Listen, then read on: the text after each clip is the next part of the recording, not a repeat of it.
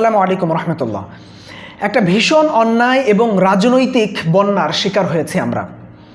এই চাপিয়ে দেওয়া বন্যার মাধ্যমে আমাদের প্রায় অর্ধ কোটি মানুষকে ডুবিয়ে মারার ষড়যন্ত্র করছেন আমাদের কথিত বন্ধু রাষ্ট্রের দাদারা।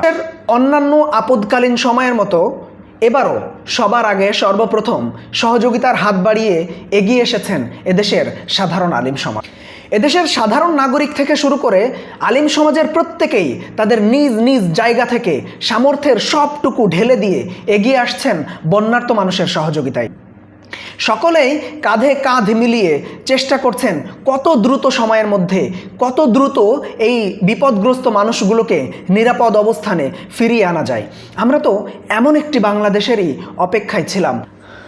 আপনারা জেনে খুশি হবেন, সাধারণ আলেম সমাজের পক্ষ থেকে প্রায় 40 জনেরও বেশি সদস্যের একটা টিম এই মুহূর্তে অবস্থান করছে ফেনী সদরের সবচেয়ে ঝুঁকিপূর্ণ অবস্থানে জামিয়া রশিদিয়া ফেনী বড় মাদ্রাসায়। এই মুহূর্তে আমাদের প্রয়োজন আপনাদের সহযোগিতা। দেশের এই বিপদসংকুল অবস্থায় আমরা এদেশের আলেম সমাজ এবং সাধারণ মানুষের প্রতি বিনীত নিবেদন করতে চাই, আপনারা আমাদের পাশে এগিয়ে আসেন। আপনারা এই মুহূর্তে আমাদের বন্যার্ত ভাই বোনদের পাশে সহযোগিতার হাত বাড়িয়ে দেন। যাত্রাবাড়ি বড় মাদ্রাসা থেকে প্রায় 6000 মানুষের একদিনের খাবারের সমপরিমাণ অর্থ অনুদান হিসেবে পাঠানো হয়েছে আমাদের কাছে।